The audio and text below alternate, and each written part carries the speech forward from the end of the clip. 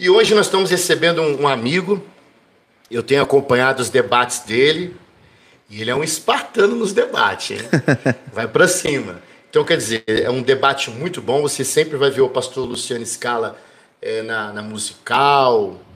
Como é o nome daquele programa de TV que me falhou o nome? Na Hit TV, Vejam Só. Vejam Só, que é um programa importantíssimo. Sim. Importantíssimo. Então você vê de tudo ali, né? É verdade. E debates sensacionais. Você vai poder ver esse homem também, esse pastor. E está aqui conosco hoje o pastor reverendo Luciano Scala. Pastor, saúde o nosso povo aí. Legal. Em nome de Jesus. Pastor, é um prazer estar aqui, Amém. Conhecendo esta casa. Que Deus abençoe todos vocês que estão assistindo, acompanhando essa transmissão. É um prazer estar aqui, conhecendo esse projeto. É muito bom falar de Jesus. Eu sou fã de falar de Jesus. Eu amo. Fala bem. Eu amo fazer o que eu faço, né? Que é falar de Jesus. Participo de vários debates, como o pastor mesmo colocou. Rádio Musical, na Rádio Vida, Rádio Adore Mais. No próprio, na Hit TV. Adore Mais, eu vi mesmo, é verdade. Sim, também. A Hit TV, no Vejam Só. Na Rede Brasil de TV. Olha. Eu participo também com EV Sobral. É um debate, não é de uma linha somente cristã. Então a gente está lá e debate sobre racismo, sobre ET, sobre tudo que você possa imaginar. Sim. Alienígena, tudo que você possa imaginar. Então eu estou sempre nesse meio. Que legal. Sempre levando uma palavra, sempre mostrando não apenas a minha opinião, mas aquilo que a Bíblia fala. Sim. Acerca dos assuntos. E falando de tudo, né? Desde política até de teologia sistemática e por aí vai. Eu gosto muito da linha do senhor, que é muito cristocêntrica, bibliocêntrica, né? Então Sim. Você está sempre pegando os assuntos, mas fazendo o que um apologeta precisa fazer, que Exato. É Bíblia, né? Porque pastor hoje está difícil. Sim, eu tenho essa facilidade pela minha formação, né? Fala um pouquinho da formação do senhor. Sim. Isso eu não vi. Então, a minha formação, são 5 faculdades. Uau. São 2 graduações e 3 pós-graduações, né? E a maioria delas dentro de faculdades, dentro de universidades católicas. Quais são, professor? Eu gosto de ouvir. Então, eu fiz a filosofia. Uau, o senhor fez filosofia? Filosofia, foi a minha primeira. E ficou crente. Eu lembro que no meu Não virou marxista. Não, eu lembro que no meu primeiro semestre eu tive um professor chamado Luiz Paulo, grande amigo. E esse professor, ele dava aula de introdução à filosofia, primeira disciplina. Então, ele que me apresentou a filosofia. Ele que me apresentou Platão, Aristóteles, os pré-socráticos. Foi ele que me apresentou o caminho da filosofia. E eu lembro que uma das aulas, na verdade, nas primeiras aulas, quando os alunos têm que se apresentar e falar de onde veio, eu me apresentei. Eu falei, eu sou pastor evangélico, porque eu já era pastor naquela ocasião. E eu disse, eu sou pastor, né? Eu acredito na palavra de Deus. É a cara do povo, né? Que você daí que era pastor de filosofia. Todos já olharam com um olhar de estranheza, né? Porque primeiro, uma faculdade católica. Uau. Outro aspecto ali, eram vários seminaristas católicos se preparando para tornar sacerdote. Nossa. E ele falou, olha, você vai ter aula comigo agora e depois a gente vai se encontrar no último semestre. Eu vou dar filosofia contemporânea no último semestre.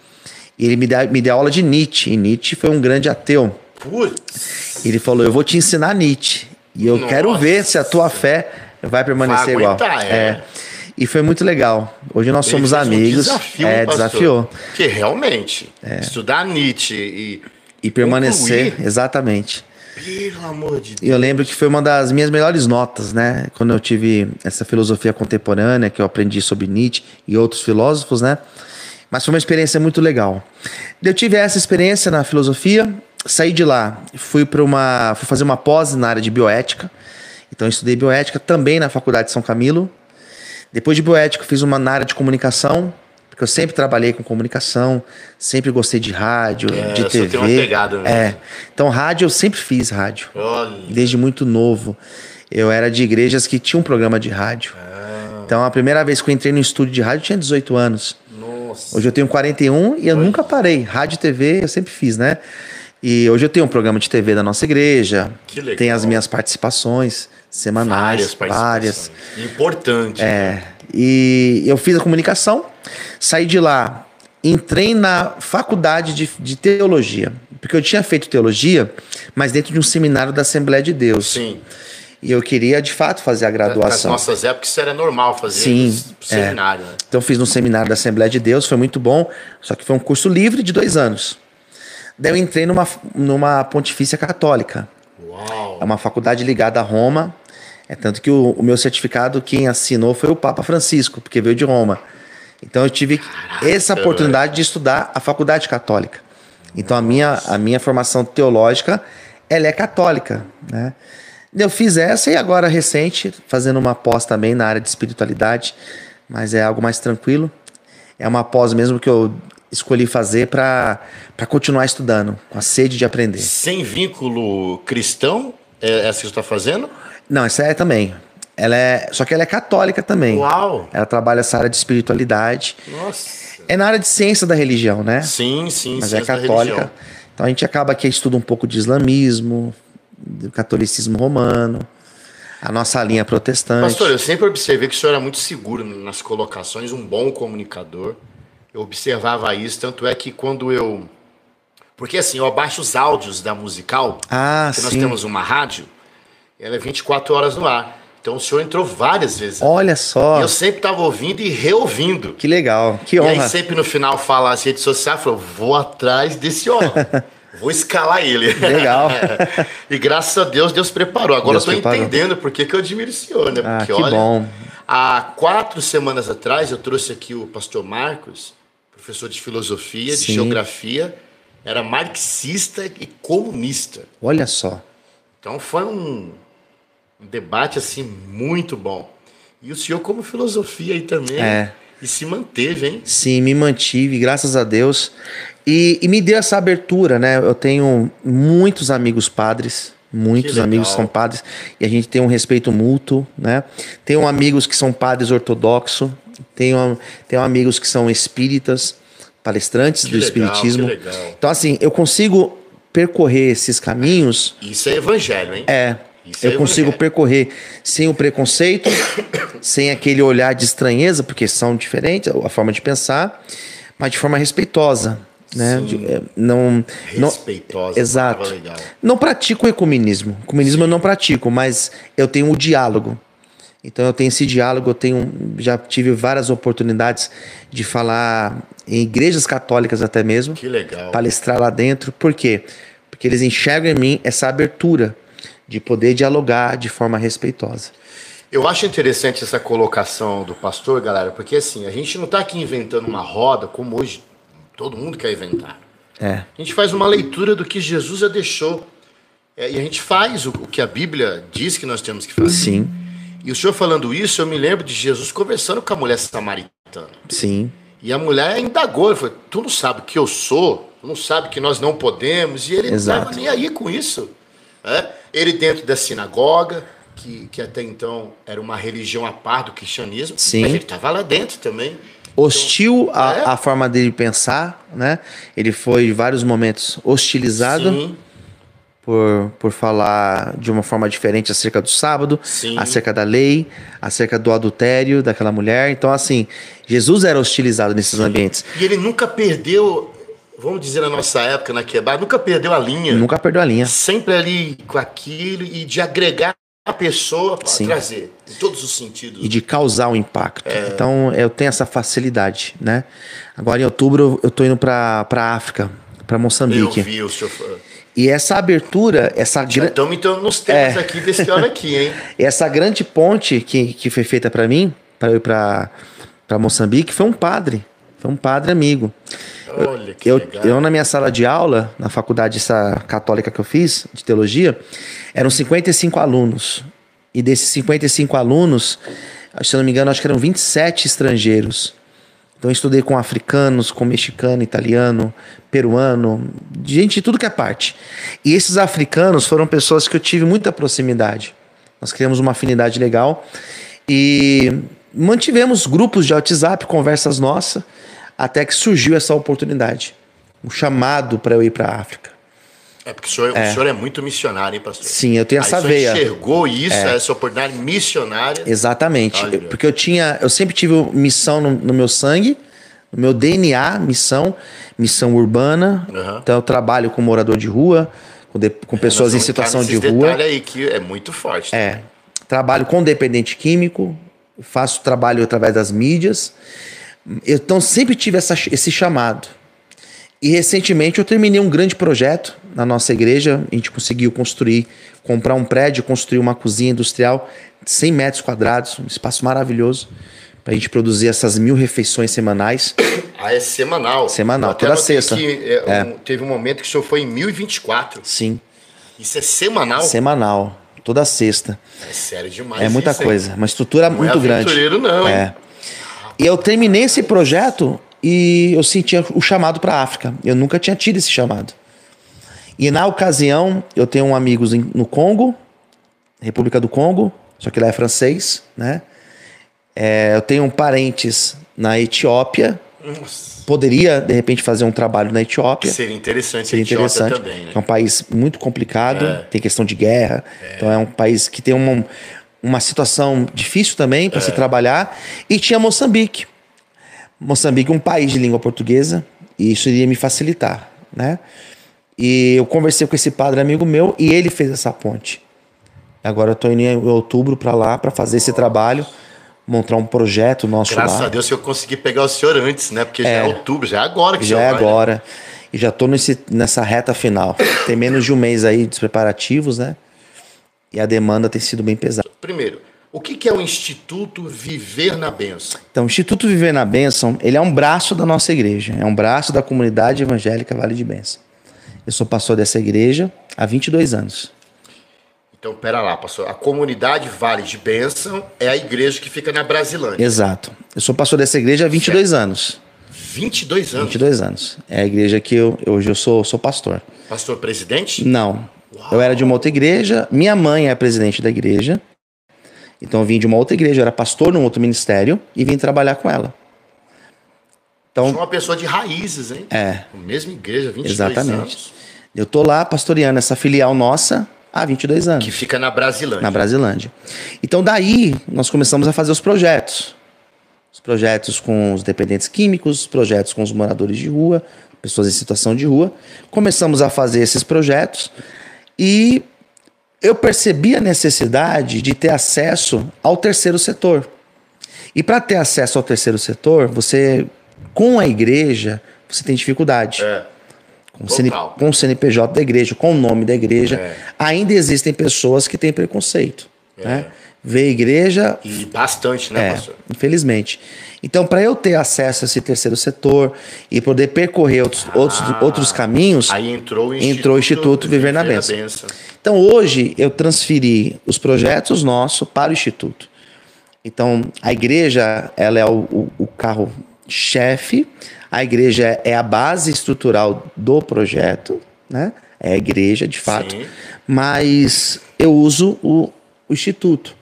Então, o Instituto abraçou o projeto com os moradores em situação de rua, a Casa de Recuperação e agora o projeto da missão humanitária na África, em Moçambique. Inclusive, eu vi lá também que o senhor está na metade do processo da vaquinha lá. Sim. Nós começamos essa vaquinha, já, né? A ideia da vaquinha nossa era para a gente conseguir comprar um prédio. Então, para a gente conseguir comprar o prédio, alguns amigos disseram, vamos trabalhar em cima da vaquinha, vamos pedir. E nós montamos a vaquinha, na época ela tinha uma meta de 400 mil, porque nós tínhamos um prédio em vista, esse prédio era 350 mil na época, e os 50 mil que restasse, nós entraríamos para mexer com a obra. E acabou que a vaquinha iniciou, hoje nós temos quase a metade do valor já, mas nós já compramos o prédio. Compramos o prédio e já reformamos o prédio. Não entrou todo o valor pela vaquinha, mas entrou. Ajudou a dar um fôlego para falar muito, assim, vamos para cima. Então nós compramos o prédio, tocamos o prédio existe lá hoje, tá lá de pé, né? Onde nós trabalhamos o projeto das refeições.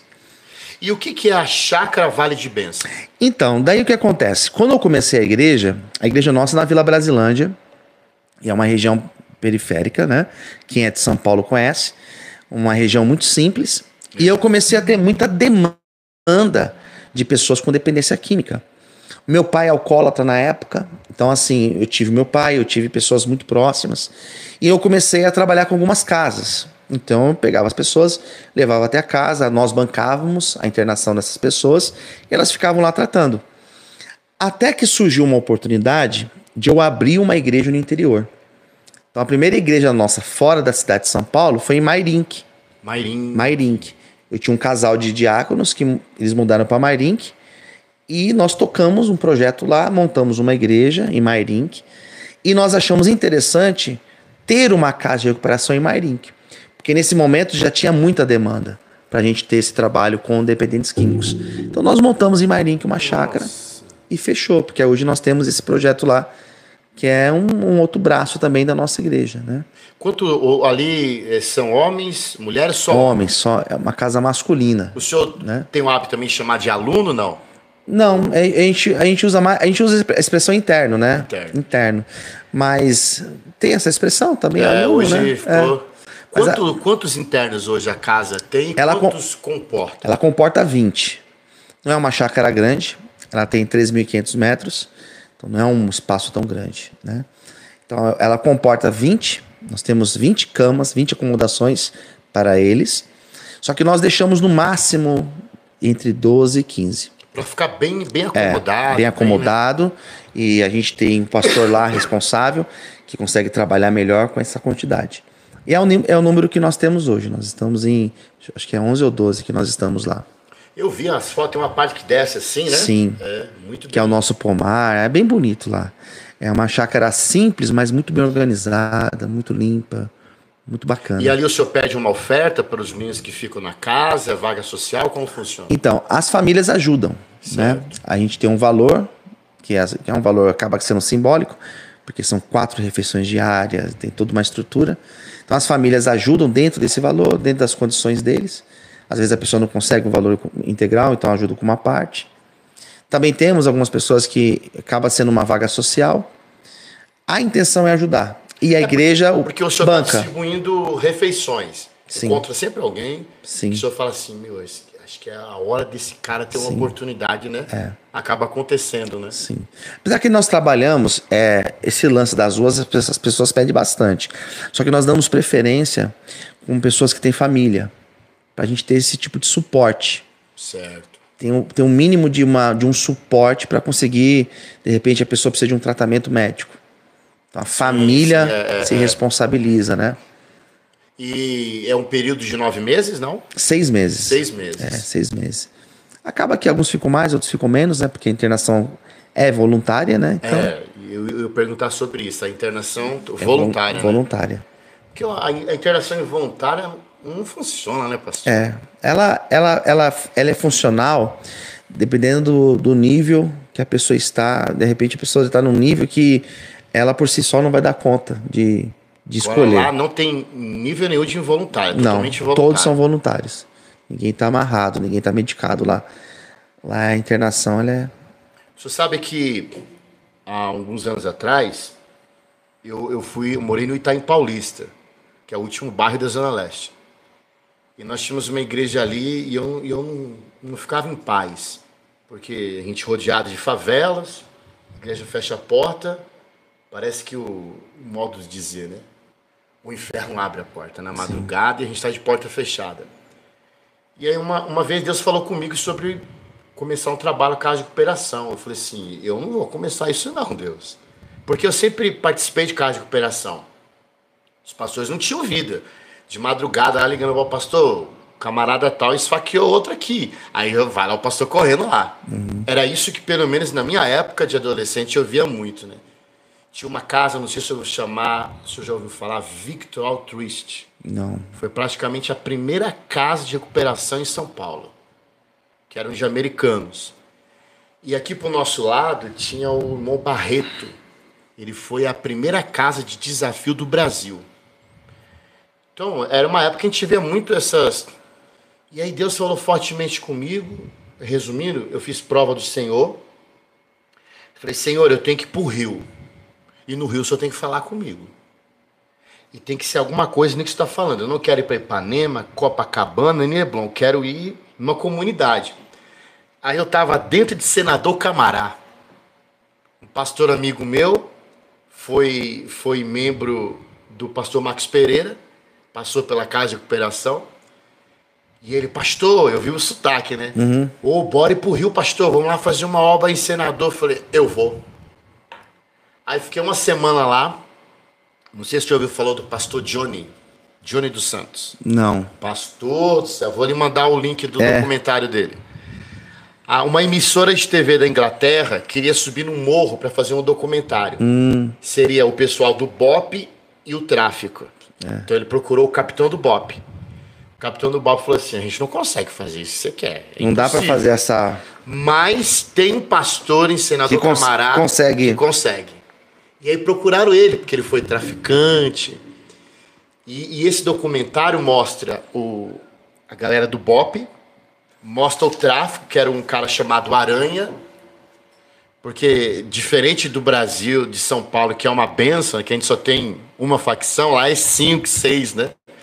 E ele era do TCP. E lá ainda tem milícia, ainda tem... E ele era do TCP, que era Terceiro Comando Puro. O Aranha era um cara que, o senhor imagina assim, um traficante poderoso, pega uma coleira e coloca um pitbull, né? Ele colocava um jacaré e andava na comunidade com o jacaré. E aí, nesse documentário, começa com o pastor Johnny. Entendi. O pastor Johnny falou assim, aqui era o meu ponto de droga, eu tinha mais tantos pontos de droga. E um dia a polícia me cercou, me forjou, eu não tinha o dinheiro. Naquele momento eles me empurram de um morro, me dão vários tiros. Eu não entendi porque que nenhum tiro pegou em mim. E naquele momento, Deus falou comigo, ou você anda comigo ou você dança com o diabo. E o nome do DVD ficou Dançando com o Diabo. Misericórdia, que bacana. Que era os americanos, pastor, sensacional. Muito legal. Vou mandar esse link pro senhor. Manda que eu quero ver. Que ele faz documentário evangelizando o Aranha. E os caras do pop dizendo, Aranha, nós tá sabendo que você tá nesse documentário, nós vamos pegar você. E no final aparece o Aranha, sem a cabeça, os braços arrancados no necrotério, pastor Johnny com a mãe chorando, para fazer o culto fúnebre. Muito forte. Muito forte. E aí, eu tinha visto esse documentário. E aí, a gente panfletando lá, que ia ter um evento na comunidade, eu ajudando a igreja. Pô, aqui é a igreja do pastor Johnny. Falei, o Johnny que saiu no Fantástico? Falei assim, eu vou me jogar aqui, negão. Não, o pastor falou, não, vou me jogar aqui. E as mulheres usam aqueles turbantes, né? Então era uma igreja, assim, pequena, que cabia umas 100 pessoas. Tinha mais 2 andares. Eu tô lá sentado, falei com a irmã, falei, daqui a pouco ele vem, que ele tá na missão. Porque ele fez um acordo com os traficantes de não matar os caras. Pastor Johnny, eu vou ligar pro senhor vai ter 5 minutos pro cara não morrer. Então ele pega a perua e ele filma os resgates. Olha só. E aí ele tava no resgate, ele só me chegou. Quando ele chegou, ele falou assim, tu não é o pastor paulista que saiu lá no SBT? Eu falei, sou eu mesmo. E o senhor é o que saiu no Fantástico, né? Eu falei, sou eu mesmo. O senhor veio conhecer o trabalho, pastor Anderson? Eu falei assim, vim conhecer, então bora lá. A igreja, a parte do meio era a ala de homens, tinha uns 80 homens. Meu Deus. Parte de cima, mulher, 50 mulheres. Eu olhei assim, falei, Deus amado. E de frente, a biqueira. Eu falei, pastor, ninguém sai daqui para usar? Eu falei, não, eu tenho um acordo lá. Saiu daqui para usar, eles matam. Você está de brincadeira. E quanto que o senhor cobra para poder internar? Cobrar, pastor Edson? Aqui a gente não cobra não, filho. Porque onde tem Jesus não falta pão e não falta peixe. Ele me mostrou. Tá vendo essa geladeira aqui? Isso aqui foi um monte. Tá vendo? Isso aqui foi a oração. Deixe Jesus patrocinar o seu projeto. Aí falou forte, pastor. Aí nós voltamos. Sim. E começamos o trabalho do Rei das Ruas. Que ficou uma característica meio carioca. Então nós abrimos dentro da favela da Tijuco Preto, parede com tráfico. E começamos a fazer um trabalho. Então eu entendo esse processo, esse trabalho que o senhor tem. É um trabalho muito difícil. Sim. Muito difícil. É um processo demorado, né? Ingrato porque você não vê aquele resultado esperado, porque você investe em 100, você quer ver 100 resultados, né? E trabalhar com dependente químico... E o resultado, quando vem, é demorado. Demorado. Porque tem aquelas caídas. Exatamente. Voltas, não é tão simples, né? Não é tão simples. Mas é um trabalho que nós temos feito. Temos bons resultados, temos alguns pastores que saíram de lá, né? E estamos fazendo, jogando o pão sobre as águas. Você já ouviu falar de um pastor, é muito amigo meu, pastor Babão? Sim. Faz um trabalho muito bom. Na também. Cracolândia, né? Uhum. Eu lembro quando a gente ia fazer o trabalho na Cracolândia, ele estava começando lá também. Sim. A gente fazia quase que... Agora cresceu muito, né? É. Cresceu bastante o trabalho dele. Então, pastor, hoje a igreja Vale de Bênção, ela começou com o Instituto Viver na Bênção, que tem a chácara Vale de Bênção. Sim. O senhor trabalha hoje com a área de dependentes químicos. Trabalho. E como que funciona essas refeições que vocês entregam por semana, esse número aqui? Nossa meta semanal são 1.000 refeições, né? 1.000 refeições. A gente tem estrutura até para mais. Naquela cozinha que o senhor falou. A nossa cozinha industrial, Então, nossa meta semanal é 1.000. E paramos no centro. Quem é de São Paulo conhece Praça da Sé, parte do colégio, Patriarca. Bem no coração da Cracolândia mesmo. Ali no coraçãozão mesmo. Aqui de São Paulo, né? E essa meta, 1.000 marmitas, geralmente um pouquinho mais, às vezes um pouco menos. Mas é sempre essa média aí. São ajudas que chegam pra gente. Nós temos pessoas que são parceiros, que ajudam mensalmente. Tem os irmãos da igreja que ajudam com 1 quilo, um pouco aqui, um pouco ali. Usamos recursos da igreja, ofertas e dízimos. E tocamos esse projeto toda sexta-feira. Que legal. Toda sexta-feira. E é bom que o pessoal, eles são incentivados a colaborar, porque estão vendo. Estão vendo. Eu não tenho, ao vivo. Eu não tenho problema para falar de oferta, falar de dinheiro na igreja. Sim. Facilidade. Eu falo com muita facilidade porque o trabalho está aí, né? Transparente, tranquilo. Então, tem os carros da igreja. Para manter um carro, para você ter 2, 3 Kombis, tem que ter um custo, né? Para você manter uma estrutura de uma cozinha de 100 metros, tem um custo. Se for colocar no papel, foi mais de 1 milhão de prédio, de cozinha, de reforma. Então, assim, é muito dinheiro. É meio milhão ali que foi investido para esse projeto. E as pessoas ajudaram, elas veem, enxergam, né? Agora, pastor, por que o senhor acha que... Não que a gente queira isso, né? Por que o governo ele não abraça as casas de recuperações evangélicas? Porque, assim, são as casas evangélicas que dão a cara a tapa de estar lá dentro, Sim. distribuindo uma refeição, evangelizando, sempre tirando alguém dali de dentro. Sim. A respeitabilidade que existe do pastor, do cristão dentro da Cracolândia é imensa. Nossa. E por que o senhor acha que o governo ele não olha? Então, é uma pergunta bem interessante. Eu estive na HIT para fazer um programa sobre dependência química, porque eu tenho um livro que eu falo de dependência química, né? Qual o nome do livro? Ainda existe uma saída. Esse é um dos meus livros. Ainda existe uma saída. Exato. Esse eu trabalho com a questão das drogas. E eu fui apresentar este livro, a HIT me convidou para eu falar desse livro, então fizeram uma entrevista comigo e colocaram esse tema. E eu falei exatamente isso. Porque eu entro na Cracolândia. Sim. E eu vou de relógio, eu vou do jeito que eu tô vestido aqui. Entra e sai. Entra e sai.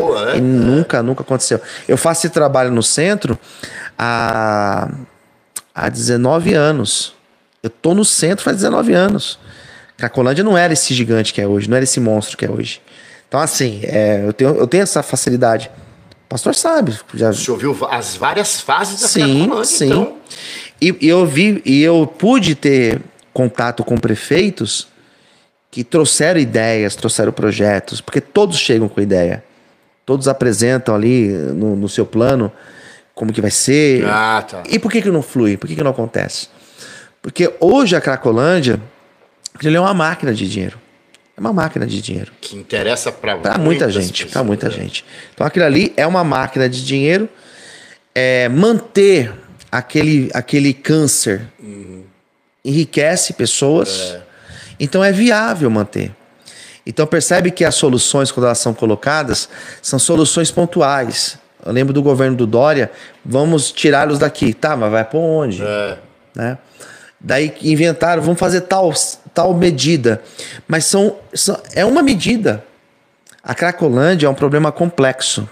A Cracolândia é um problema que tem que ter várias saídas. Sim. Porque ali tem doente, ali tem a pessoa que é simplesmente viciada, ali tem criminoso. Sim. Criminoso se trata como criminoso. Criminoso tem que ser tratado como criminoso. Doente a gente tem que tratar como doente. O doente mental ele tem que ser tratado como doente mental. Então assim, tem vários problemas ali dentro. E quando se propõe uma resposta, uma saída, se propõe uma. Só vai atender um caso. Vamos prender todo mundo. Mas não tem só criminoso ali. Então, assim, são várias soluções que tem que ser colocadas. Mas hoje em dia, por que se mantém? Porque tem gente que ganha com isso. Sim. Tem gente que ganha. Existem projetos sociais que ganham com Cracolândia. Tem essa parte Exato. também. Quanto que custa para eu botar um cara daí lá dentro? Custa tanto. Pronto, já tem gente ganhando dinheiro com isso. Porque, pastor, para pensar. Hoje, o pessoal cobra aí, barato é R$1.000. O homem colocou lá 20, o homem tem 20 mil reais todo mês, aí tá com remédio para não ficar dormindo o dia inteiro. Mais R$1.000 tá chutando muito baixo. Né? Porque para o Estado, uma vaga dessa custa 3 mil. 3 mil reais. Então, assim, é 3 mil reais por cabeça. É por cabeça 3 mil reais. Quantas pessoas dá para colocar aí dentro? Dá para colocar tantas pessoas. Então, olha quanto que tá se ganhando em cima disso. A pessoa que vai atender, que se dá R$1.000 para ela, e os outros 2 mil vão para onde? Então, tem gente que ganha com isso. Sim. Tem gente que ganha. Ó, eu cansei de estar na Cracolândia e chegavam uns carros que eram umas naves. O cara lá, vidro fumê, abria assim o vidro, uma pacoteira enorme de pino na mão do moleque. Pronto. E o moleque dava um bolo de dinheiro assim. Ficava olhando aquilo ali. Falei, meu, tem gente patrocinando, tem Lógico gente que tem. por trás. Então, assim, aquele é um câncer, né? Que para se resolver, são várias medidas, é um problema complexo. Mas tem solução, tem. Sim. Para tudo tem solução. Mas o grande problema é que é uma engrenagem que muita gente ganha dinheiro. Daí fica esse câncer aí. Que a gente e até o que o senhor fala da solução, a gente vê, não por nós sermos pastores, mas a gente vê nitidamente que é a igreja. Sim. Porque estão lá vocês, conversando, criando diálogo com eles, levando uma esperança, e de repente você vai falar assim, tá, eu quero uma oportunidade então. Pô, que nem o caso de vocês, né? Do Instituto tem uma estrutura para agregá-lo, para ele se recuperar. O senhor sabe que eu era, nessa época minha, eu era totalmente contra distribuir alimento dentro da Cracolândia. E às vezes eu colava em muita biqueira, lá no Itaim, eu chegava lá, aprendia com o pessoal do Rio como é que entra numa biqueira e não toma uma paulada, né? Você já dá a paz do Senhor gritando, o primeiro cara que vinha, a paz do Senhor, profeta. E a primeira mulher que vinha, a paz do Senhor, missionária. Gostei. Já muda, né? E aí eu chegava lá para evangelizar, e chegava lá um cara bem arrumado, né, que tinha uma biqueira no Itaim chamada Bola Mais Um. Uma biqueira de 1.000 metros. Inclusive nós gravamos um clipe do Ao Cubo lá, Proibido de Chorar, e um trecho do filme do Giovanni Si. O senhor assistiu? Não. Metanoia. Não. Foi patrocinado pelo Cinemark. Vou mandar o link pro senhor. Legal. Tem uma parte que o Kaique, o Giovanni Cisa conhece. Sim. O Kaique tá usando ali dentro da biqueira que a gente evangelizava. Porque ele viu o clipe do Ao Cubo, e como era do partido, a gente fez uma reunião, fez um negócio lá dentro. Legal. Então, esse traficante chegou em mim, pastor, todo mundo chega com a marmita aqui, mano. Por que você não traz marmita? Ele precisa virar moeda? O senhor tem razão, pastor. Aqui dentro vira moeda. E às vezes eu via, pastor, assim, na Cracolândia, o cara pega 4, 5, 6, 7 marmitas, tá andando aqui assim e tá diferente do senhor, porque o senhor tem uma casa de recuperação. Sim. Mas, e outra, a gente não faz esse trabalho das entregas das refeições na Cracolândia. Não é um local que nós vamos, porque a gente faz ali no pátio do colégio. Tá. Que é um outro tipo de pessoa de situação de rua. Ali no pátio do colégio, são estrangeiros, você encontra africanos. Os nigerianos devem estar em peso ali. Entendeu? Você encontra bolivianos, venezuelanos, haitianos. Você encontra pessoas que moram em invasão. Ali no pátio do... Exatamente. Né? E ali, então, tem usuário? Tem, mas é diferente da Cracolândia. O senhor se atentou a isso, sim, né? Sim. A gente trabalha com essas pessoas em situação de rua. Cracolândia, já tive sim ocasiões de ir lá entregar. Recentemente estive lá entregando. Nós tínhamos uma quantidade grande de refeições e entregamos para todos lá em cima e finalizamos na Cracolândia, né? Então, às vezes acontece isso.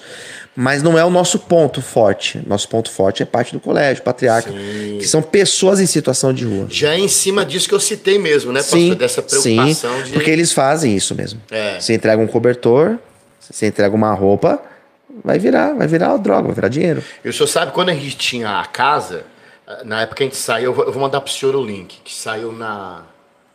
Foi o que saiu na Globo. Do SBT, saiu de um menino, que eu estava falando com ele hoje, que ele era do partido Linha de Frente, né? Nós ganhamos ele para Jesus. E fala do Escovinho, né, Rebeca? Que entrou com uma 380 para matar um cara na igreja, Deus revelou, e ele se converteu. E ele fala. E aí, a casa de recuperação era dentro da igreja. Então, o senhor já viu Treliche? Sim. E Kindeliche? Não, nunca vi. A gente tinha Kindeliche. É mesmo? E então tinha quase 100 homens dentro da igreja. Toda sexta-feira eu abria a igreja para receber os moradores de rua e eu corria para Cracolândia, São Paulo. Toda sexta a gente ficava 15, 20 homens da Cracolândia. Falei, bora tomar um banho, cortar esse cabelo, dormir que seja uma noite numa boa cama. Irmão, não tem dinheiro não, falei, eu vou levar vocês de graça, irmão. Aí chegava, aquele processo de entrar um monte, ficar alguns, né? E a gente fazia esse trabalho e na época saiu uma matéria falando disso. E eu acho uma coisa interessante esse trabalho de dependência química pelo cunho que o senhor faz. Porque o senhor se preocupou em fazer uma estrutura. Sim.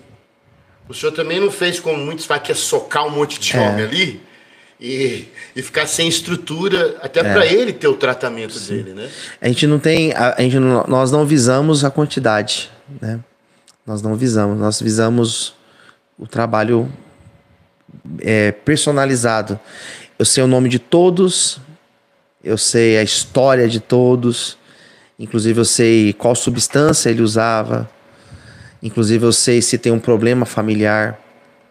Então, essa proximidade que a gente consegue ter é o que dá bons resultados, né? Porque você consegue ser mais assertivo, cirúrgico com cada um deles. Com cada um deles.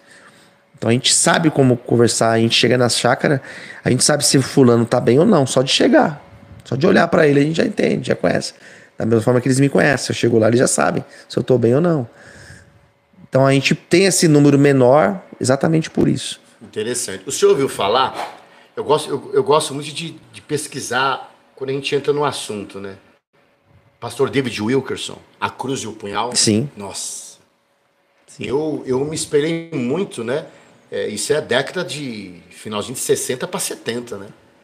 Eu me espelhei e ele faleceu recentemente, né? Eu não sabia. Extraordinário. O filme o senhor assistiu ou leu o livro? Livro. Assista o filme, pastor. Isso, até para passar na casa de recuperação é interessante. Bacana. Viu? É muito forte. Porque você vê ali, né, a questão quando ele entra nas duas gangues. Sim. E o Nick Cruz, que é o que ele ganhou, é vivo até hoje. Que é aquele que ele viu, né, a cruz e o punhal, né? Sim. É muito interessante. E ele fazia esse trabalho já há muito tempo. E, pastor, uma outra questão também. Qual foi o primeiro livro que o senhor fez? Porque o senhor tem 10 livros? São 10 livros, né? São 10 livros. E eu fui coautor de um livro também, que trabalha a questão de hipnose. E eles me chamaram para falar um pouco dessa questão dentro da Bíblia. Se existe algo que a gente pode trabalhar dentro da Bíblia. E por que o senhor foi nesse tema? Deu alguma formação em cima disso também, não? Então, na época, eu cheguei a fazer um curso de coach na época. Olha, eu tenho uma formação em coach. Minha esposa é master coach. Então. Eu fiz uma formação em coach. Terrível homem, hein? Que legal. E eles me ofereceram. E eu, na época, eu falei, mas eu não, pra que eu... Não, mas vai, faz por interesse. Na época era um curso de R$5 mil. Eles estavam me dando uma bolsa. Eu falei, então, vou fazer. Então, eu cheguei a fazer, né? Conheci a terapia, a modalidade. E eles pediram. O senhor fez por qual escola? Era a Aurora Vita. Ah, tá. Fica ali na Paulista. E eles pediram, pastor, você, a gente vai escrever um livro, você não quer escrever um artigo pra gente colocar no livro e tal? E nessa eu entrei e coloquei lá um projeto. Uau, Tá lá. interessante, hein? Tô também, né? Tem um rastro meu lá também. Faz tempo. Esse foi o primeiro que o senhor começou a se Não. preparar, não? Não. O primeiro foi o meu, né? O primeiro livro, no caso, foi esse Pensamentos e Reflexões. Aprendendo a lidar com os conflitos da vida. Certo. Esse daí. Esse foi o meu primeiro livro. E esse daí foi um presente. Na época, meu irmão estava fazendo um trabalho com um dono de uma editora. E ele estava atrás de autores, estava começando a editora. Uma editora aqui do interior, me fugiu a cidade. Ele estava começando a editora. E ele falou assim, gente, preciso de pessoas. E meu irmão perguntou para mim, você não tem umas coisas escritas aí? Eu sei que você escrevia algumas coisas. Eu falei, tenho, mas... vamos fazer esse projeto. O rapaz está precisando de autores para tocar a editora dele. Eu falei, então vamos.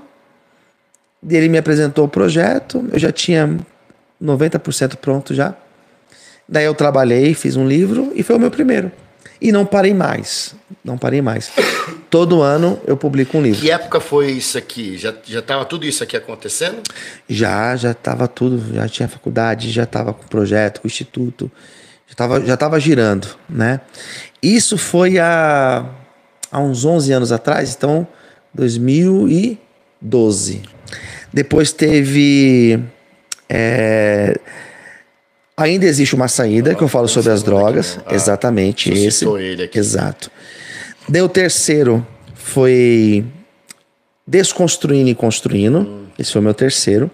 Que eu falo sobre espiritualidade, relacionamento com Deus. É muito bom esse livro. Esse é o que mais vende. E depois veio Os Sete Sinais de Jesus. Esse daí eu escrevi. Evangelho de João, exato. Né? Esse foi depois que eu cheguei de Israel. É uma questão mais escatológica aqui, não? Não. Eu trabalho o Evangelho de João. Ah, tá. João, ele cita 7 sinais apenas. Ele não fala nem milagres, ele fala sinais. Então existe uma teologia joanina dentro desses sinais. Muito interessante. E eu trabalhei isso, fiz um livro. Era uma série de pregações minha. Eu peguei essas pregações e transformei elas em livro. O senhor falou que na época desse livro o senhor estava voltando de Israel? Voltei de Israel. Serviu a experiência também de Israel? Serviu muito, muito.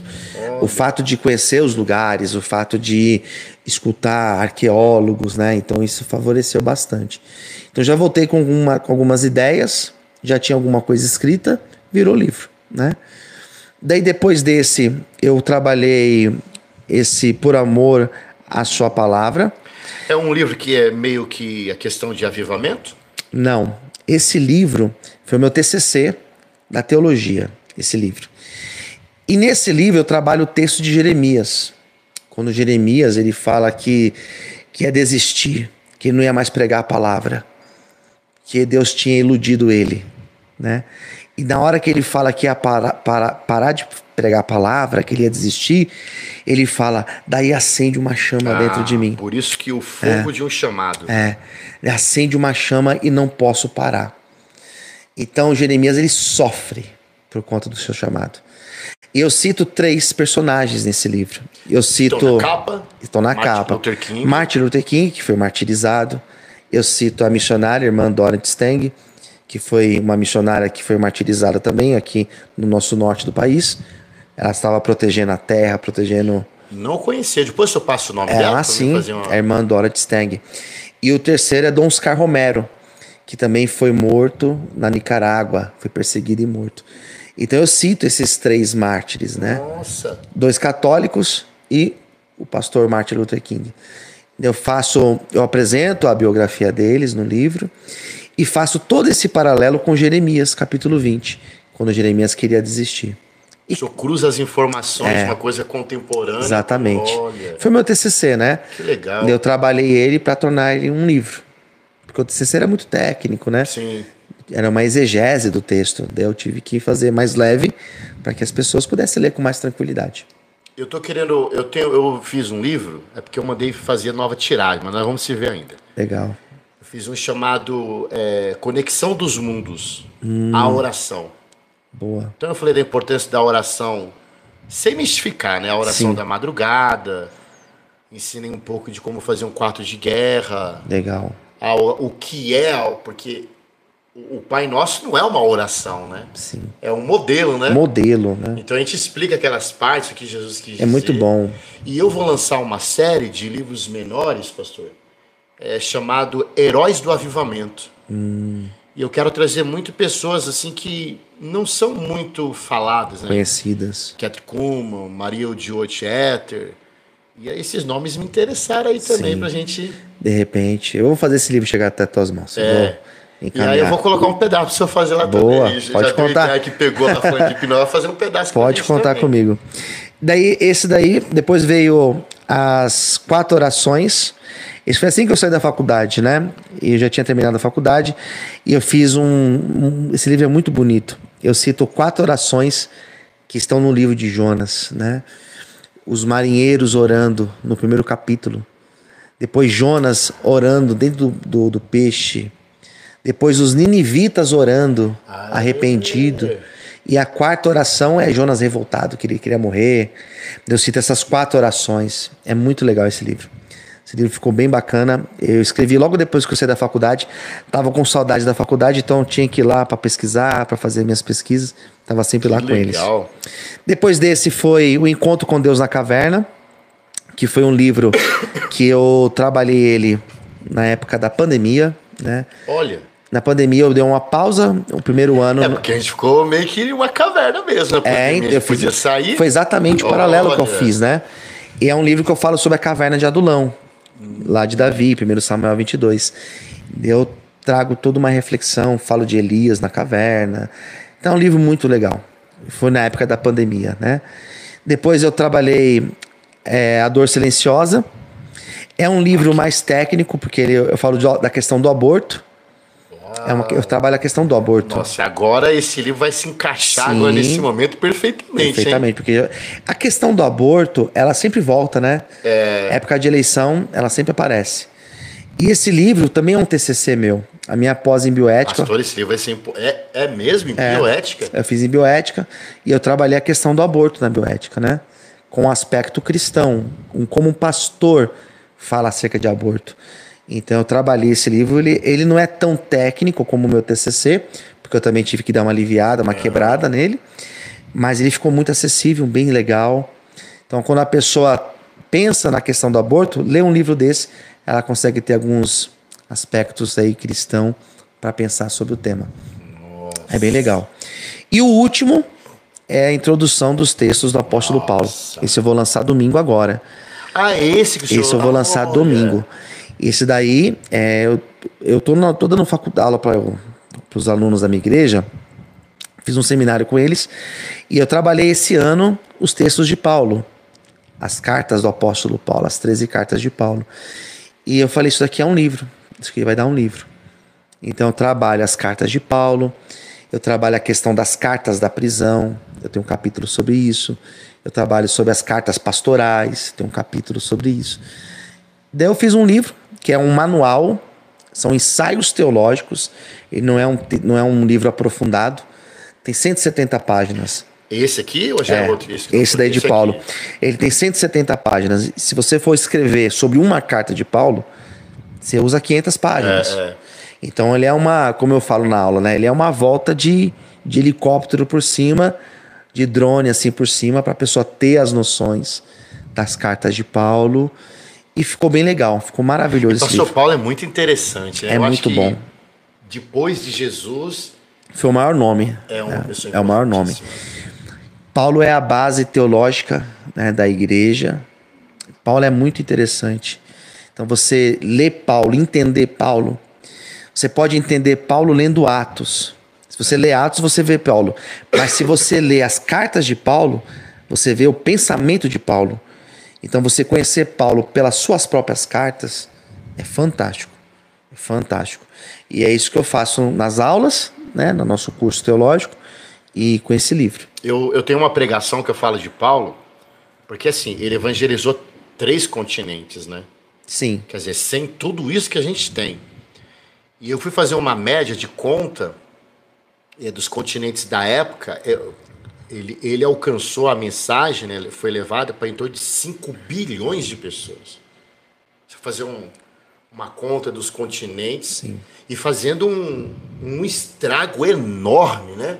E os companheiros dele também, quando chegou em Éfeso, Sim. Pelo amor de Deus. Então eu amo falar de Paulo, eu amo. Paulo eu gosto pastor, muito. E ele era um homem que, por exemplo, ele estava dentro do Areópago. Sim. Numa sinagoga. Ele tinha no Ágora. Ele tinha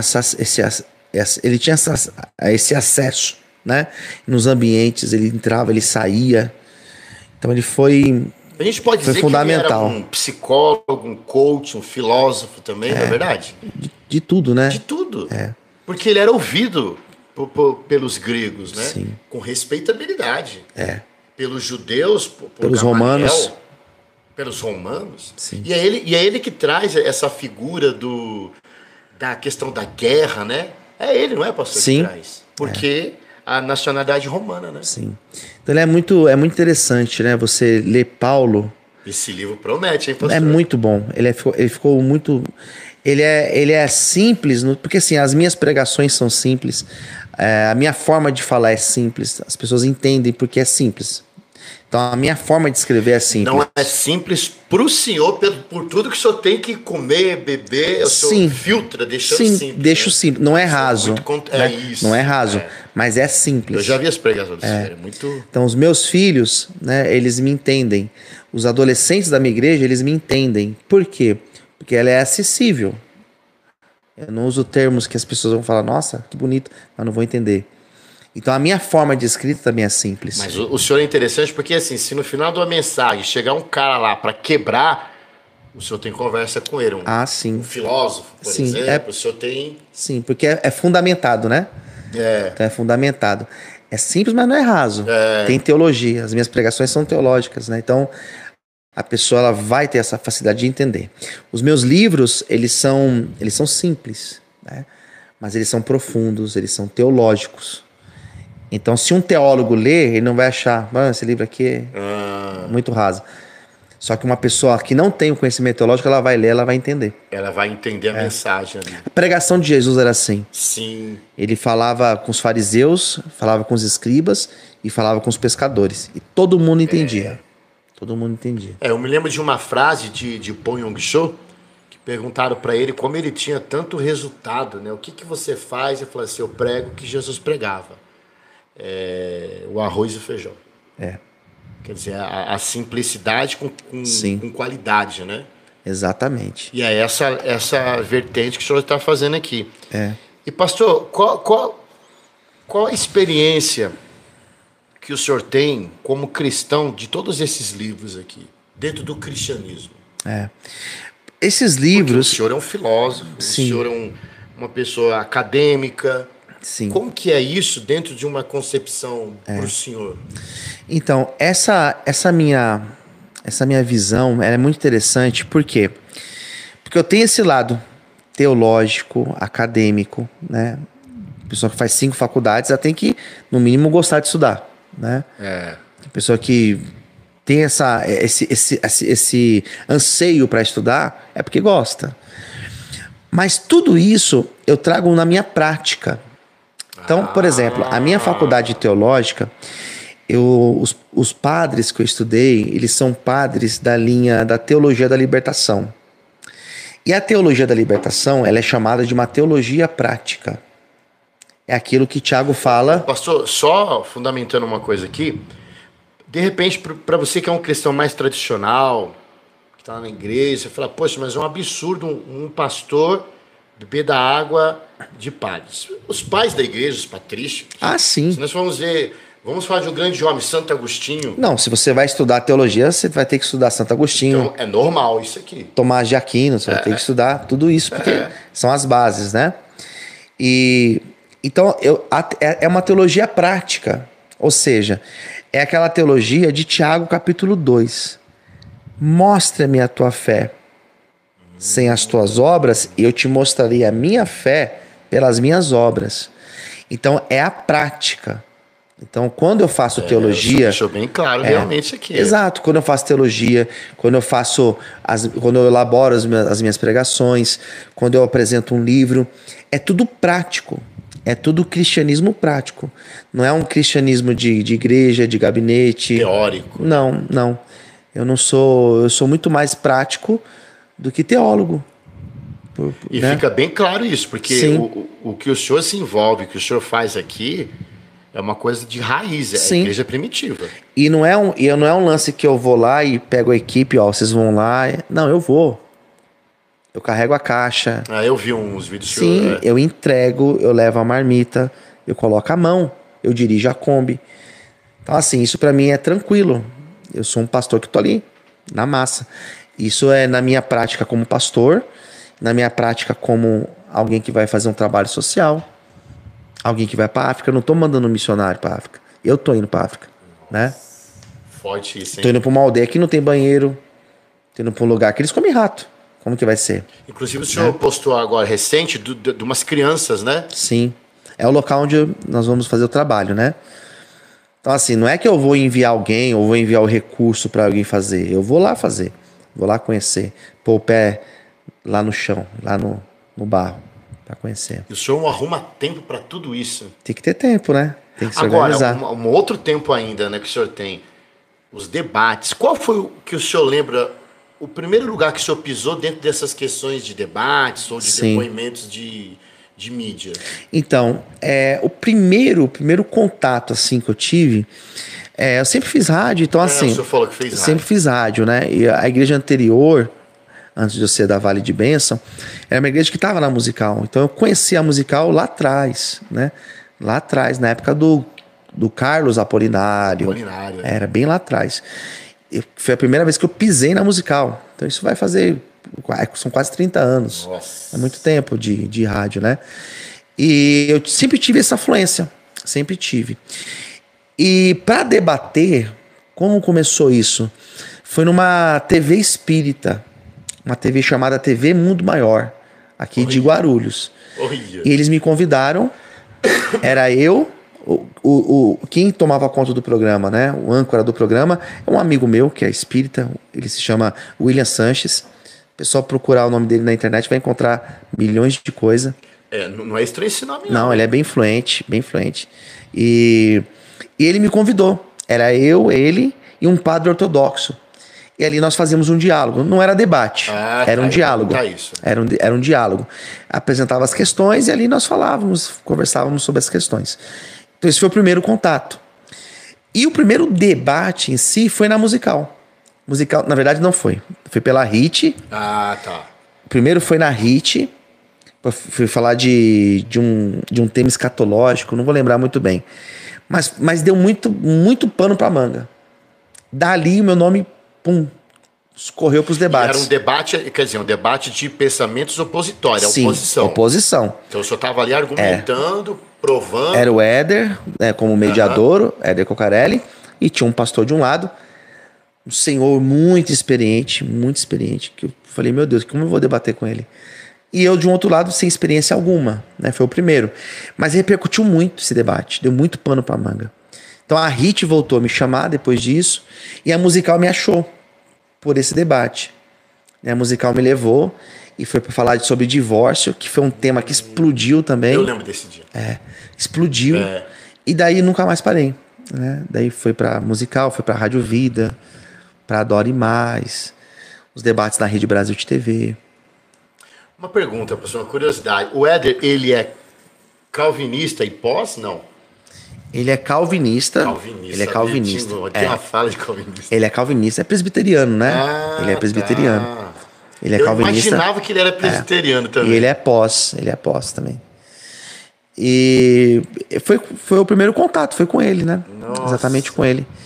E é interessante fazer debate com ele, porque ele toma partido. Ele toma um lado. A opinião dele, ele tem a opinião dele. Mas, meu irmão, peraí, então. Como que fica tal coisa? Então me prova aí que ele falou ali, você não responde. Exatamente. E pelo fato dele ser calvinista e eu ser arminiano, nesse sentido teológico, né? Não que eu seja arminiano no sentido total ali. Não, mas é claro que a gente se aproxima mais, né? Sim. E por vários momentos eu tive alguns debates também com ele, né? Mas de forma respeitosa. E aquele, agora é um rapaz que tá fazendo também. É o Zeca. É. Gente boníssima. Ele já não é calvinista, né? O Zeca também é. Porra, O Zeca também achava que é. ele não é. Mas o Zeca, ele é mais neutro. Ele é mais É neutro. verdade. É muito bom debater com ele. É. Ele mediano. É um grande amigo. Eu tô sempre na HIT porque, como eu tenho essa proximidade dos apresentadores, da produção, então eles sempre me chamam. Uhum. Às vezes eu vou lá salvar eles quando um debate não... Não, eu vejo que o senhor sempre tá lá mesmo. Eu sempre né? tô lá, sempre tô lá. Às vezes vou até vestido da paisana, porque me pegam às vezes, pastor, dá pra socorrer? E se eu tô perto, eu vou lá e socorro eles. Eu acho interessante esse tema que o senhor colocou dos calvinistas, arminianistas, porque hoje está virando uma briga mais séria, né? A gente vê que a Assembleia, ela diz que ia fazer uma análise melhor nas revistas de escola dominical. O senhor lembra disso? Não. Já tem uns anos. É. Que eles iam rever, porque tava muita coisa entrando como calvinismo Sim. lá dentro. Mas não tem... São duas boas teologias, Sim. né? Ela tem aspectos diferentes, mas uma... Eu acho que um exemplo que a gente pode falar era John Wesley, acho que era George Whitefield, né? Era... Não era George Whitefield? Não, era... Esqueci o nome. Oh, meu Deus. Ah, não vou lembrar agora. É. E os dois eram Amigos. amigos, mesmo sendo, né? E teve até um deles que perguntaram se eles iam pro céu, se Pô, nossa, isso aí foi fantástico. Que um falou que não estaria tão perto de Jesus como ele. Então, Nossa, os caras é de uma humildade, né? cordiais, né? É que hoje em dia ficou muito esse negócio de... parece de política. gladiadores. A minha característica de debate não é essa. Né? Eu percebi. Eu não sou do embate, percebi. não sou. Eu tenho as minhas opiniões sobre... O senhor é bem firme, Convicto, né? muito bem colocado, mas não entra no... Não, essa agressão. E já tem até alguns debatedores que eu não debato com eles. Eu escolhi, não me coloca, porque são pessoas de um perfil diferente do meu. Então eu prefiro não... O senhor tá bem cotado para poder escolher ainda olha... Não, às vezes eu falo, não me coloca nessa daí não, porque... Pastor, eu vi também que o senhor tem a parte da música na veia aí também. O senhor tocando bateria? Na verdade, assim, meu primeiro contato com as coisas de Deus foi instrumento, né? Então eu sempre toquei bateria na igreja. E acabou que eu comecei a tocar violão, porque pastor acaba que às vezes tem que se virar. Né? É verdade. Eu não canto, mas me viro com violão e na bateria. Então eu me converti com 13 anos. Me converti com 13, me batizei com 14, e dos 14 em diante eu sempre estive com música. Até que eu cheguei na altura dos meus 20 anos, que eu me dediquei mais para a palavra, 18, 19 anos, daí eu deixei a música um pouco de lado. E agora eu ajudo, né? Como a igreja é pequena... Esse é recente, o senhor tocando, né? Sim, Eu vi. Coisa de agora. Como a igreja nossa é uma igreja pequena, não é uma igreja que tem um corpo tão grande de músicos e tudo, acaba que sobra pro pastor também. Eu pastoreava e eu tocava bateria também. Porque eu andava muito com o pessoal, não sei se eu falar o Groove Soul. Groove Soul. Pô, tava falando com o Valdeci esses dias agora aí. Eu ouvi muito Groove Soul. Groove Soul. Tô trazendo eles aqui no... Era Groove Soul, era FLG na época. FLG, o Quarteto Filho do Silveira. Nossa. Eu ouvi muito eles. Muito. E eu tinha que tocar porque aí o meu filho foi crescendo e o Adriel hoje toca demais. Ele pegou aula com, não sei se você conhece o Fininho. Fininho. Fininho é do nosso lado aqui. Sim. Mora aqui em Poá. O Braguinha, baixo, Sim. era Poá também. O Aposan, pertinho, São Miguel. Então eu me lembro como hoje. O Aposan fez um workshop no céu e eu levei toda a molecada da igreja, levei meu filho. Falei, Aposan, tô precisando de uma ajuda sua. O que é, pastor? O meu filho, cara, eu quero que ele toque bateria e já tem uma aptidão. Eu vou fazer do meu jeito então, pastor. Eu falei, pode fazer, mas o que você vai fazer? Eu vou dar um choque nele. Deixa comigo. Ele demorou. Adriel, ó, posando, ele faz. Ó, moleque, direito, hein? Você tem que ter postura. Pesou nele. Aí ele foi indo. Eu era muito amigo do Fininho, o Fininho não tinha como dar aula. Falei, Fininho, pelo amor de Deus. Me ajuda aí. Me ajuda aí. Falei, pastor, é o seguinte, eu vou, mas eu tô fazendo praise, tô fazendo Eli Soares. Às vezes eu posso falar de um dia pro outro que não vai ter aula e remarcar. Não tem problema. Não tem problema, não. E rolava isso, mas... E hoje o menino toca... Imagino. Muito. A gente tem até hoje uma Yamaha. Sei. Série Fusion, toda pequenininha. Sim. Um menor, os tons, sabe? Nossa. E nós temos um culto, eu vou levar o senhor para pregar lá ainda. Pode levar. A gente tem uma parceria com estúdios de gravação em frente da estação Dom Bosco. Sei. Dom Bosco é perto de Itaquera. Sei. Então, inclusive, segunda-feira nós vamos estar lá. 2 segundas no mês eu faço um culto lá dentro com uma banda big que nós montamos, né? Inclusive, nessa segunda vai estar a Jerusa, que era da banda Rara. Banda Rara eu lembro, Jerusa não. Banda Rara. Ela que cantava Estrela da Manhã. Nossa. Ela. Então vai, aí meu filho monta o time, que é uns meninos... Que menino afiado, né? Demais, todos moleque novo, né? Quero mandar um abraço pro Samuel, pro Juan teclado, Samuel baixo, né? E o cara do estúdio também lá, que é o Cauê que faz a guitarra, né? E a gente trabalha muito com essa questão musical, porque a música é importante, né, Sim. professor? Eu gosto, né? Eu gosto. Eu gostaria de ter estudado, né? Porque eu sempre gostei Mas de o senhor música. toca bem, eu só tô tocando worship com os tribal lá, eu falo, nada. o tribal dele tá certinho, Não, né? ali é pra quebrar galho. Mas eu gostaria de ter O pessoal estudado. fala mal de worship, mas o tribal é treta. É, O vai. senhor fez a distribuição lá que eu Vai falei, ó, pensando. É. Eu gosto, mas eu não tive como estudar. Eu tive que escolher, né? É porque o senhor era um pastor que quando precisou, falou, vou fazer isso aqui porque eu tô precisando. Né? Exato. Então, assim, eu gosto, eu acho legal. Meu filho toca na igreja e tudo, mas assim, eu tive que escolher, né? Tive que escolher e eu abracei a palavra e não me arrependo. Mas eu gostaria de ter estudado mais. Então, era como eu tocava porque não tinha quem tocava. Ele era pequeno. E é como foi o que aconteceu com o Alcubo, né? Eu participei da música, foi a música que explodiu. E eu fiquei um tempinho com eles, mas não dava. Era impossível. É difícil, né? Pra Porque acompanhar. a gente volta para aquele que é o nosso chamado, né? É. A gente faz isso, faz aquilo, arruma isso, conserta aquilo, mas... Eu não sou teólogo, eu não sou debatedor, eu sou pastor. Eu prego. Esse é o meu chamado. Sim. Essas outras coisas que eu faço são complementos que Deus tem me dado graça para fazer, ótimo, mas o meu chamado é a palavra. Então eu tive que abraçar. É o que eu estudo todo dia. É o meu exercício diário. Eu tenho que estudar todo dia, tenho que ler todo dia. Né? E eu me lembro também de uma época, a gente conversando, pastor, eu me formei na primeira turma, não sei se você lembra do ICP. ICP, Instituto Cristão na Pesquisa. Eu estudei com o Paulo Romero. Paulo Romero. Doido, hein? Estudou com César? Com César. O qual César? Cavalcante. Não, ele não era dessa época. Porque deve ser posterior, né? Vem o Jamierson. Jamierson, que fazia na parte da revista a área de missões. Sim. Ele era muito fera.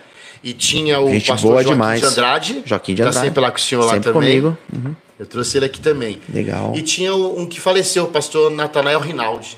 Natanael Rinaldi. Fera demais. E eu tive o prazer de estudar com ele, Ezequias Soares. Então você estudou com a... O senhor lembra dele? Sim. Sebliano. Você estudou com a Nata.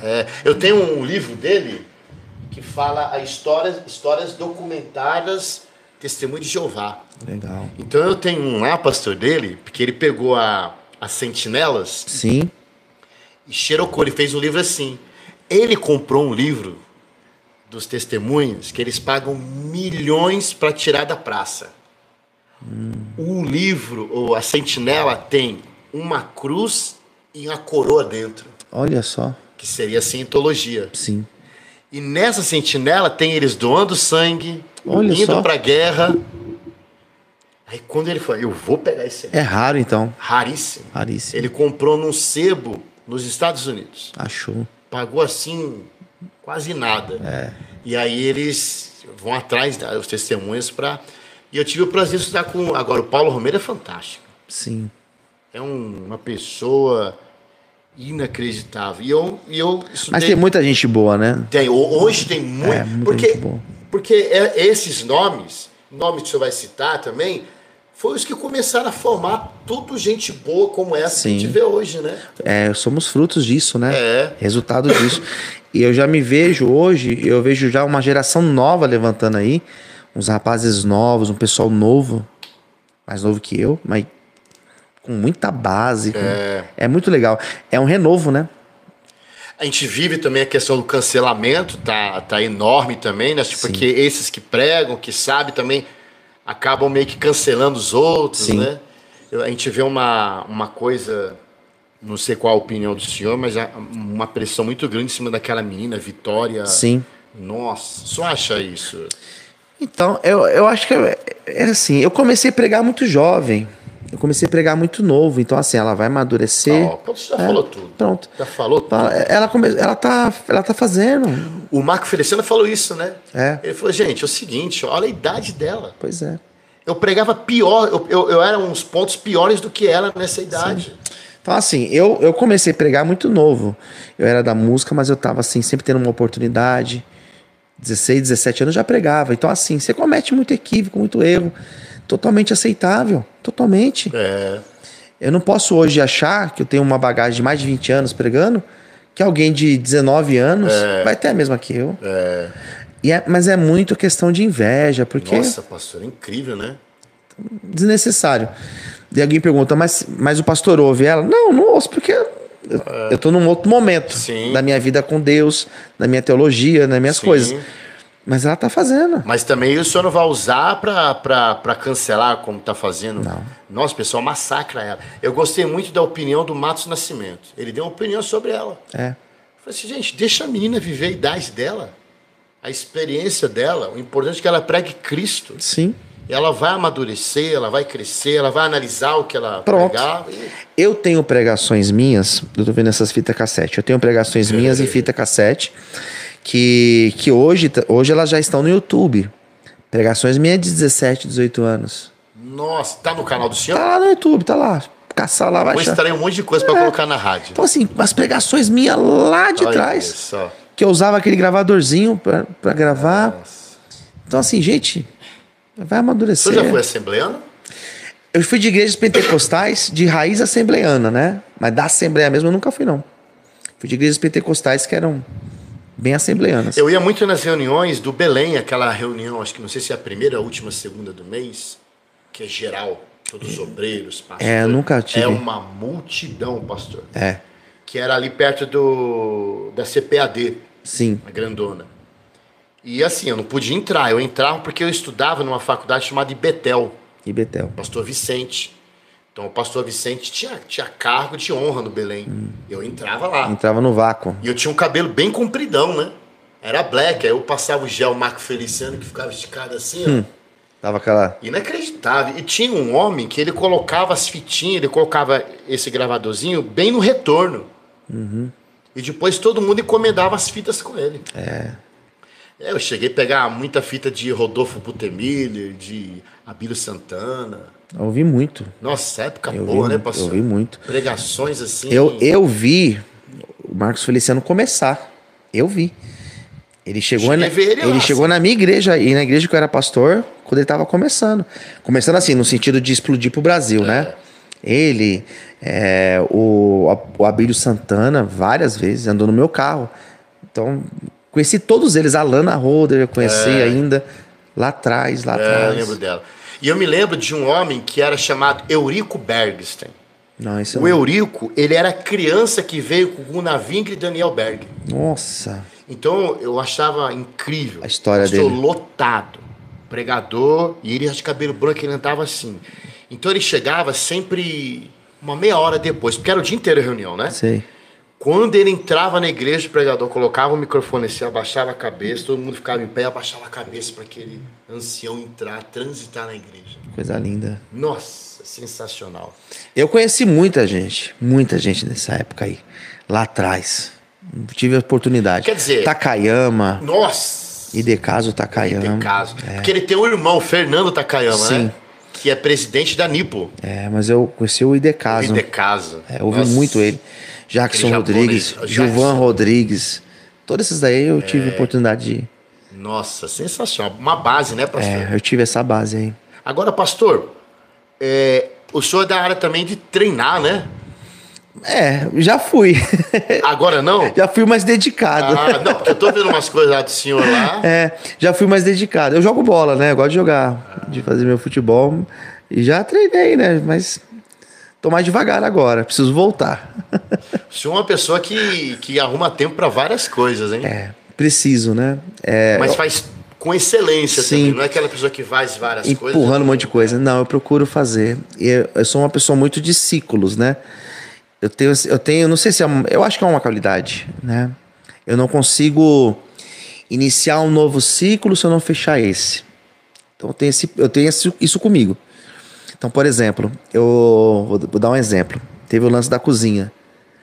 Eu trabalhei 2 anos para levantar o recurso financeiro, para comprar, para colocar para funcionar, para pegar a chave e entregar. Ó, O tá senhor aqui. não ia queimando as etapas, antecipando alguma coisa? Eu terminei, peguei a chave e falei, mãe, porque minha mãe que organiza com as mulheres, tá aqui, toca aí, tá pronto. Nossa. Eu terminei, daí veio o projeto da África. Então assim, eu sou muito de ciclo. Então eu procuro ter essa atenção. Livros mesmo, eu estava escrevendo um livro sobre Hebreus 11. Eu preguei, acho que 3 meses Hebreus 11. Cada domingo eu falava de um herói da fé. O senhor é Paulo também? Não. Não? Não, Paulo não. Ah. Eu acho que é mais fácil dizer que não é do que falar que é. Né? Quando a gente vai ver o léxico de Hebreus, a gente vê que é praticamente impossível ser Paulo. Tem muita coisa ali que não é Paulo. Não é, né? Não. Tem umas coisas que pode ser, mas é muito mais coisa que maior que não é. Né? Pra mim, a hipótese maior é que não seja mesmo. E eu trabalhei Hebreus 11, muito tempo, e eu falei, vou escrever um livro. E o livro já estava com mais de 100 páginas. E eu falei, não, Deus não quer isso agora. Eu fechei. Tá lá encostado. Tá lá. Tá lá. Eu peguei esse texto de Paulo aqui e trabalhei ele. Finalizei ele. Fiz ele, começo, meio e fim. Terminei para começar outra coisa. Então eu sou muito assim, né? Eu procuro... Agora, esse segredo desse livro, o senhor vai mais para a área da galeria dos heróis da fé? Então, ou a questão da fé? Heróis da fé. Cada capítulo é um herói. Tá. Então, assim, o meu desafio, no caso desse livro, eu achei muito difícil. Eu achei que seria mais fácil. Mas o meu desafio foi falar dos que são menos citados. Enoque. Então lá tem Enoque. Ô, pastor, né? se eu citar Enoque, é uma polêmica, hein? Então tem isso, né? O senhor acha que tirar o livro de Enoque foi um erro dos concílios? Ou não tem a ver mesmo? É um espúrio? Eu acho que não. Eu acho que não tem a ver, não. Eu tive acesso a todos esses livros apócrifos assim, porque a faculdade que eu fiz foi católica, né? Tá. Ontem eu até citei na aula. Ontem eu estava dando aula pro pessoal e citei isso.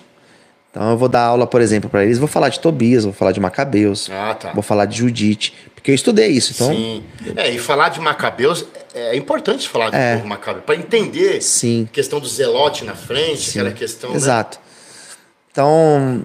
Mas falar desses heróis que tem menos citações na Bíblia é muito desafiante. Você falar de Baraque, você falar, né, de heróis assim, dá um desafio maior. E eu falei, isso aqui vai dar muito trabalho. E para agora eu não vou conseguir dar conta. Então deixei lá no stand-by. O senhor sabe que eu tô querendo até preparar, eu vou me voltar muito para fazer documentários curtos, 15 minutos. Sim. Eu quero falar sobre Enoque. Porque Enoque, a gente vê que ele faz um apontamento para a questão alienígena, né? E a ufologia cresceu. Sim. Demais, aquele mistério que tem lá no Polo Ártico, né? De supostos anjos e tal. Eu acho que não são pontos de a gente colocar como bíblicos, mas pontos interessantes de se analisar, né? Tem muita Enoque coisa. É um livro interessante, tem muita né? coisa, né, que a gente tem que estudar. Que tem fundamento, que não está por acaso. Eu fiz um curso na PUC, aqui de São Paulo, sobre os mitos de Gênesis do 1 ao 5.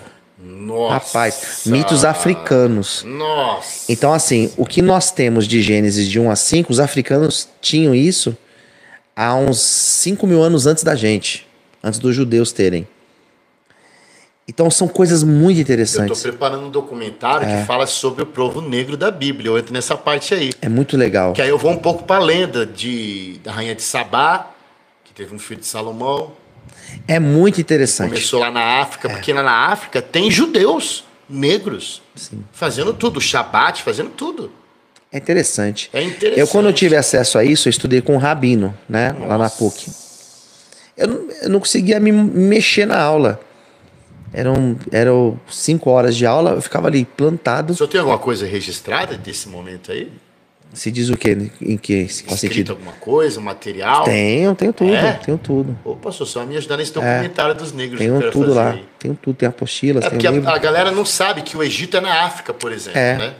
Então tem Muita uma gente coisa. não sabe. É. E eu achei interessante, pastor, não entrando nesse assunto, que essa vertente documentária, eu vou falar duas coisas. Lá na frente. Por que o povo africano foi escravizado? E eu puxo documentários que fala para uma má interpretação que a maldição de Noé Caim. era a questão negra, ser negro. Entendi. Que a gente já viu os mormons, por exemplo, durante alguns anos, não aceitando elders negros, né? Então recaiu sobre isso. Daí a igreja evangélica também já pregou muito isso, né? Então, e o senhor vai ver, não sei se o senhor sabia, o Ku Klux Klan, lembra? Ku Klux Eram Klan. presbiterianos, todos. E aí o senhor vai ver também a questão da discriminação, que isso é uma discriminação. A discriminação do judeu. Que um dos pontos que Hitler falava é: vocês mataram Cristo. Então, olha o que é uma má interpretação. Exatamente. Né? Que gera o ódio, né? Exato. E eu quero cair nessas vertentes de algumas coisas. Tem muita coisa, né? Tem muita coisa pra falar. Tem muita coisa. Vai me ajudar nessa parte dos negros aí. Sim. Tem algum material lá. Meu pastor, eu quero fazer uma última questão. O Mano Brown. Mano Brown. Na verdade, foi assim. Que legal que foi aquilo. Na verdade, foi assim. Como que foi aquele vídeo do Mano Brown? Minha filha, ela estuda com uma coleguinha dela. Quem era a moça que tava do lado dele? É amiga da minha filha. Ah, tá. É amiga da minha filha. E o pai daquela menina, ele tem uma ligação lá no Santos. No time do Santos. Tá, ele tem uma ligação. É alguma coisa de diretoria, alguma coisa assim. Então ela tá sempre na Vila Belmiro. Inclusive minha filha já foi lá ver jogo do Santos, né? E o Mano Brown frequenta lá. E assim, a menina sabe que eu ouço, né? Que eu ouço, que minha filha ouve também. A gente tá no carro tirando o nosso lazer, a gente ouve às vezes, né? E ela sabe. E ela tava com ele. Ela comentou de mim pra ele, comentou do meu filho. Ele foi e mandou um... Que legal, hein, pastor? Um abraço amigo e leal do Mano Brown. Aí você colocou lá no Instagram, que sacada. Eu falei, toma aí, né? Sacada, hein? Mas eu já tive umas experiências assim também. Eu lembro na época que eu conheci o Ronaldo Fenômeno. Fenômeno? Nossa. Que eu tinha um amigo jogador, e ele era muito amigo do Christian. O Christian tava no Corinthians na época. O Christian era volante do Corinthians. Ah, sim. Foi a época do Ronaldo, né? E nós fomos lá pra falar com o Christian, nós estávamos juntos lá conversando, e o Ronaldo saiu na época. Tava saindo do vestiário lá. E eu pude conhecer ele. Poxa, mas repercutiu demais. Nossa, que legal. Repercutiu demais. O Brown mandou um salve bem legal. Foi.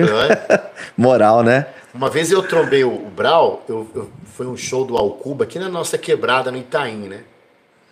E era aniversário do Nelson Triunfo, lembra dele? Não. Cabeludão, grandão, ficava dançando e tal.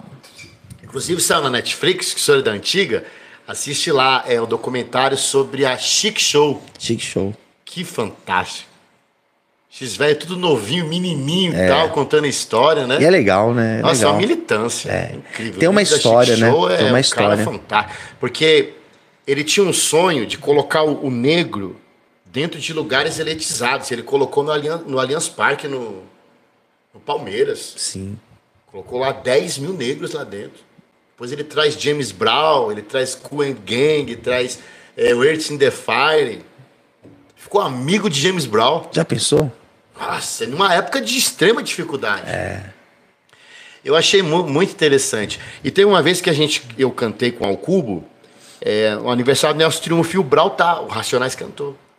Legal. Nossa, eu lembro. É emblemático, né? O Brown, ele é um... E eu fui falar com ele de touca e tal. Eu falei, ô Brown, será que eu podia falar com você? Pode não, irmão. Todo mundo quer falar comigo, cabeça baixa. Eu falei, não, desculpa, é que eu sou pastor, eu queria... Pastor, ele tirou a touca, pastor, pelo amor de Deus. Que era porque ele tava na igreja e tal, né? Queria muito pra adventista no Capão, né? Sim. Pastor, me perdoa. Vem cá, pastor. O senhor tem algo de Deus pra me falar? Aí tinha mesmo, né? Olha só. Aí falei, entreguei algo assim pra ele, foi muito legal. Aí depois eu fui tocar como DJ em Brasília e eu trombei eles.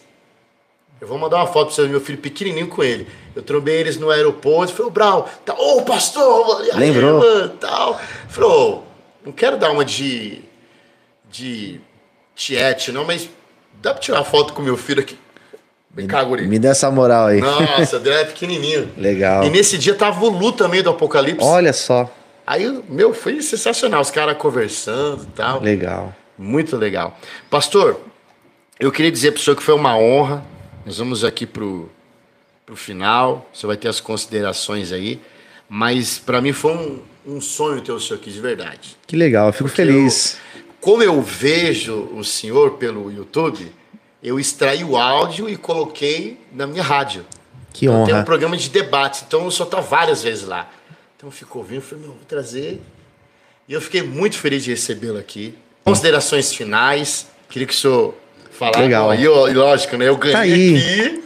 E estou te devendo a minha coleção de livros. Depois vai chegar até ti. Oh, Deus vai chegar. Daí eu vou mostrar mais que não sei o que, né? Esse daqui eu nem lancei ainda. Esse aqui, na verdade, é um bloco de notas que eu faço. Esse aqui é o segundo que eu faço. Para incentivar as pessoas a buscarem um devocional. Eu, como sou pastor, então eu lido no dia a dia com a igreja. Então eu sei o quanto é importante incentivar a ler a Bíblia, ora. Então, para cada dia, eu coloquei uma frase. E para cada frase... Eu tinha aberto, olha aí. Para cada dia é uma frase e para cada frase tem um versículo. Então, o versículo tem tudo a ver com a frase, né? O desafio de viver pela fé está no fato de viver pelo que se crê, não necessariamente por aquilo que se vê. Eu coloco um versículo. Então, é uma forma de incentivar a pessoa, antes de sair de casa, quando estiver tomando um café, ir lá, Nossa, meditar, ler um versículo, ter aquele momentinho com Deus. Então, eu falei, deixa eu preparar para o pessoal, incentivá-los a começar o dia melhor, né? E tá aí. O senhor é uma pessoa muito, muito organizada e muito assertiva, hein? Legal, obrigado. É uma forma de incentivar as pessoas a ter esse devocional. E quando o livro chegar, eu vou deixar com o senhor, eu vou deixar esse adesivo nosso. Legal, muito legal, obrigado. Meia-noite. Muito legal. Bom, eu quero agradecer pelo convite, né? Eu me sinto muito honrado. Glória a Deus. Eu estou num momento muito importante da minha vida, de projeto, de coisas, né? Porque agora o senhor vai dar um salto. A África é um salto... Eu não imaginava, né? Que um dia eu poderia... E detalhe, esse ano... Já. Mês que vem, nem mês, semanas. Daqui a algumas semanas, né? Então, para mim é muito importante poder vir aqui falar um pouco da minha história. É interessante quando a gente fala da nossa história, é um exercício que nós fazemos. A gente relembra de onde Deus tirou, do que Deus já fez, né? E a gente vê o tanto de coisa boa já aconteceu. E coisas que vão acontecer ainda. Então, para mim, foi muito bom estar aqui, poder compartilhar a minha história, poder compartilhar um pouco do meu testemunho, né? Eu sei que o vídeo fica aí disponível, então as pessoas, em qualquer momento, vão poder assistir. Tá lá registrado. Então, para mim, é muito importante, muito gratificante. Eu me sinto honrado de poder estar aqui na tua casa, nesse lugar tão abençoado, um lugar que a gente sente Deus. Isso é muito bom. Foi um privilégio estar aqui pra gente. Amém, pastor. E eu agradeço de coração. Eu sempre termino, às vezes, falando um pouquinho da Rebeca, né? A Rebeca é um milagre de Deus. Amém. Na época que nós chegamos a Rebeca, eu tinha um orfanato com 30 crianças. Então a Rebeca seria a 31ª criança. Ela foi achada numa lata de lixo com 4 meses de idade. Meu Deus. Que história bonita. Foi amarrada. Vem cá, Beca, mostrar a marca aqui. Queimada de cigarro. Depois se mostra. E um milagre de Deus. Sim. Então eu falo isso pelo envolvimento que o senhor tem nisso também. Sim. Então são as marcas, né, que a gente carrega, mostrando um Cristo muito eficiente. Né? Vivo, real. Não é de Bíblia, de Bíblia no sentido de papel. Sim. É real, é viver, é respirar, né? E o senhor é uma pessoa inspiradora, né? Amém. Então continue e eu pretendo muito poder fazer parte dessa história também. Amém. Quero estar lá um dia com vocês ajudando lá na... Com certeza, vai ser uma honra te receber lá com a gente, conhecer o nosso espaço. Nossa, né? Eu ia ficar...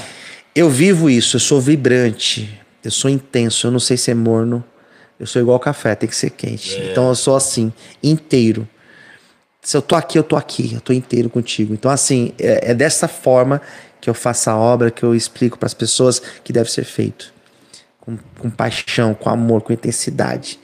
Como se fosse a última vez. Porque uma hora vai ser a última, né? É verdade. Uma hora vai ser o último programa, a última pregação.